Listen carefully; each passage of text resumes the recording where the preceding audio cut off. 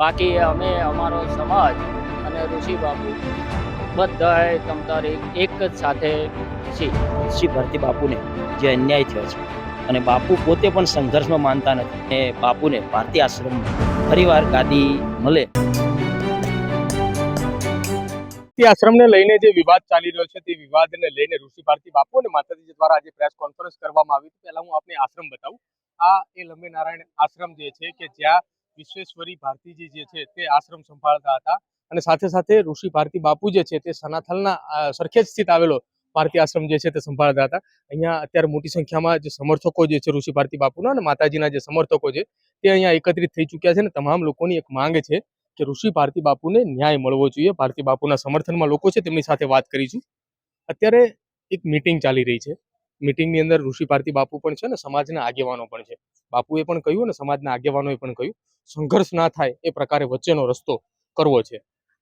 ના, ગાંધીજી ત્યાં આપણે રસ્તા ચાલવાનું છે અને જે આપણે ઋષિ બાપુનું જે બી છે ને એ બધું સોશિયલ મીડિયાથી બહુ બધું ચગાવી દીધું છે લોકોએ. તો એનો કોઈ મતલબ નથી. જેને બી જે બી હોય એ પ્રૂફ લઈ અને કરી બતાવે, બરાબર. બાકી અમે અમારો સમાજ અને ઋષિ બાપુ બધાએ તમતારે એક જ સાથે છીએ. ઓકે, શું માનો છો આપ? બે સંતો વચ્ચેની આ લડાઈ છે. લડાઈની વચ્ચે સંતોથી જ સમાધાન થઈ જવું જોઈએ. સમાજ કોઈ દિવસ વચ્ચે ના હોવો જોઈએ. શું માનો છો એને લઈને? શ્રી મહામંડલેશ્વર વંદનીય ઋષિ ભારતીના સમર્થકમાં અમે આવ્યા છીએ. અમે એમના સેવકો છીએ. સંતમાં ક્યારેય સમાજ હોતો નથી, કોઈ નાતી જાતિ નથી. સમાજ સંત માટે દરેક વર્ણ સરખા હોય છે અને ઋષિ ભારતી બાપુને જે અન્યાય થયો છે, અનેક ગુનાહિત પ્રવૃત્તિઓમાં સંકળાયેલા લોકો આજે એમના વિરુદ્ધ બોલી રહ્યા છે. ત્યારે અમારે એટલું જ કહેવાનું થાય છે કે બાપુને ન્યાય મળે અને બાપુ પોતે પણ સંઘર્ષમાં માનતા નથી. સંત હંમેશા સંવાદથી સમાધાન ઈચ્છતા હોય છે અને ઋષિ ભારતી બાપુ પણ સમાધાન કરવા માગે છે અને આનો સુખદ પરિણામ આવે, નિરાકરણ આવે અને બાપુને ભારતી આશ્રમમાં ફરીવાર ગાદી મળે.